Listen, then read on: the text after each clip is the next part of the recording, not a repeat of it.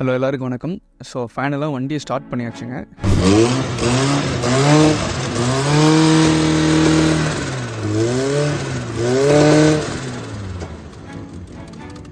Last வீடியோவில் நம்ம வந்து சிலிண்டர் ஹெட்டை அன்பாக்சிங் பண்ணதை பார்த்துருப்போம். இந்த வீடியோவில் வந்து அதை அசம்பிள் பண்ணி வண்டியை ஸ்டார்ட்டே பண்ணியாச்சு. எல்லாமே ஓகே, வண்டி ரன்னிங் கண்டிஷன் வந்தாச்சு, ஒன்றும் பிரச்சனை இல்லை. நம்ம மேனிஃபோல்டில் மட்டும் கொஞ்சம் திருப்தி இல்லை, எனக்கும் திருப்தி இல்லை, இவர் மெக்கானிக் அவருக்கும் திருப்தி இல்லை. டிசைனில் ஏதோ ஃப்ளா இருக்குங்கிற மாதிரி ஃபீல் பண்ணுறோம். அண்ட் மோரோவர் கமெண்ட் செக்ஷன்லேயே நீங்கள் பார்த்துருந்தீங்கன்னா நிறைய பேர் போட்டிருந்தீங்க, இப்படி இருக்கக்கூடாதுங்க, டிசைனில் ஏதோ பிரச்சனை இருக்குது, ஸோ அதனால் கூட ஃப்யூச்சரில் நிறைய பிரச்சனை வரலாங்கிற மாதிரி சொல்லியிருந்தீங்க. ஸோ நீங்கள் சொல்கிறதுக்கு முன்னாடி எங்களுக்கு ஒரு ஐடியா இருந்தது, ஏதோ தப்பாக இருக்கே அப்படிங்கிற மாதிரி ஃபீல் ஆச்சு. ஸோ ஏன் அதே ஒரு டபுள் மைண்டடாக ஏன் திரும்பி அதே அதே மேனிஃபோல்டை வச்சு நம்ம ப்ரொசீட் பண்ணணும் அப்படிங்கிறதுக்காக நம்ம எலாஹி பாய் அவர்கிட்ட கொண்டு போய் விட்டு இப்போது வண்டி ரெடி ஆகிட்டுருக்கு. அவரை பற்றி உங்களுக்கு தெரிஞ்சிருக்கும், கோயம்புத்தூர்லேயே ரொம்ப ஃபேமஸான ஆள். கோயம்புத்தூருங்கிறத விட சவுத் இந்தியாவிலே ரொம்ப எல்லாத்துக்கும் தெரியும், பிரபலமாக எல்லோரும் இந்த ரேசிங் ஓட்டுறவங்களுக்கு எல்லாத்துக்கும் இவர் ரொம்ப ஃபேமஸாக தெரியும். ஏன்னா ரோல் கேஜ் அடித்து கொடுக்குறதுலேருந்து எக்ஸாஸ்ட் பண்ணுறது, மேனிஃபோல்டு இருந்து ஃபுல் எக்ஸாஸ்ட் சிஸ்டம் பண்ணி தரது, எல்லா காருக்கும் பண்ணி கொடுப்பாரு. கிட்டத்தட்ட ஒரு 40-50 வருஷமாக இருக்காருன்னு வச்சுக்கோங்க இந்த ஃபீல்டில். ஸோ ரொம்ப அவர் அந்த டைமில் நாம் இந்த மேனிஃபோல்டு பண்ணுறதுக்கு முன்னாடி அவரை தான் ஃபஸ்ட்டு காண்டாக்ட் பண்ணோம். அவர் வந்துட்டு உடனே பண்ண முடியாதுங்க, எனக்கு ஒரு 1 மந்த் டைம் வேணும்னு கேட்டார். ஏன்னா அந்த டைமில் ரேலி போயிட்டு இருந்தது கோயம்புத்தூரில். ஸோ அதில் கொஞ்சம் பிஸியாக இருந்தார் அவர், அதனால் பண்ண முடியல. அதனால் வெளியே வேறு ஒரு பக்கம் கொடுத்து நான் பண்ணி அப்புறம் திருப்தி இல்லாமல் இருக்குது. இதில் என்ன ஒரு பியூட்டினா, அவர் வந்துங்க நம்ம அப்டேட்லாம் பார்த்துட்டு இருந்திருக்காரு இன்ஸ்டாகிராம்லேயும் யூடியூப்லேயும்.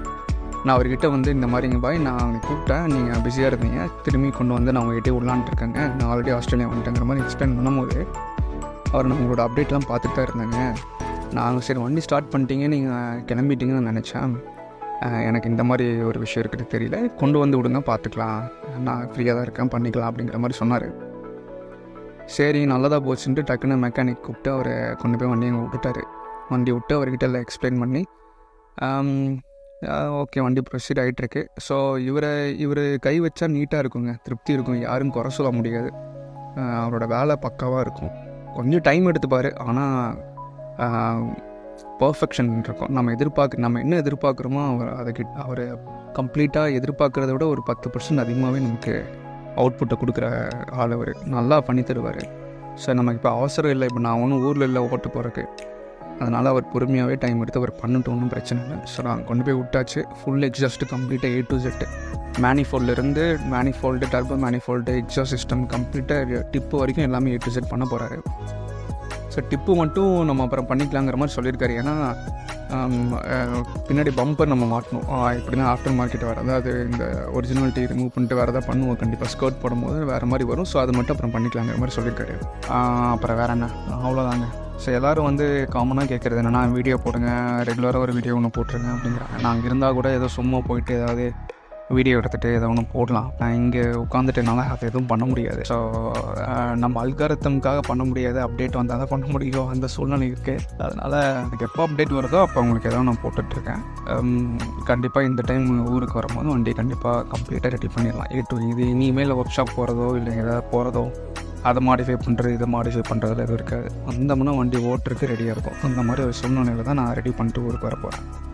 ஸோ வண்டி ரெடி ஆனதுக்கப்புறம் பாய் கூப்பிடுவார், அதுக்கப்புறம் ஒரு வீடியோ எடுத்துடலாம். அதுக்கப்புறம் அடுத்த வீடியோ அதாவது இருக்கும். ஏன்னா இடையில எந்த அப்டேட் இல்லை, அவர் பாட்டுக்கு ஒரு பிஸியாக இருக்கார், நம்ம இடையில போய் டிஸ்டர்ப் பண்ணிகிட்டு இருக்க முடியாது அவரை.